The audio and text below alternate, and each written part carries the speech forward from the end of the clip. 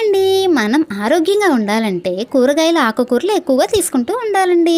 అందులోనూ బెండకాయ కూడా ఒకటండి. బెండకాయ గురించి ఇప్పుడు చెప్తున్నామండి. బెండకాయ తీసుకోవటం మూలంగా మనకి good source of vitamins and fibres, proteins లభిస్తాయండి. ఇంకా ఫైబర్ ఉంటుంది కాబట్టి డైజెషన్ కూడా మంచిగా అవుతుంది. అలాగే ప్రోటీన్స్ ఉంటాయండి, అధికంగా ఉంటాయి.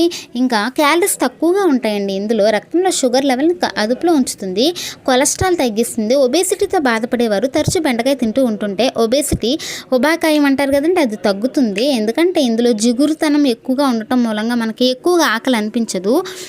ఇంకా డైజెషన్ మంచిగా అవుతుంది. ప్రెగ్నెంట్ వాళ్ళకి ఫోలెట్ ఉంటుందండి. ఇందులో తల్లి బిడ్డకు సంపూర్ణ ఆరోగ్యం ఉంటుందండి ఎక్కువగా బెండకాయ తీసుకోవటం మూలంగా.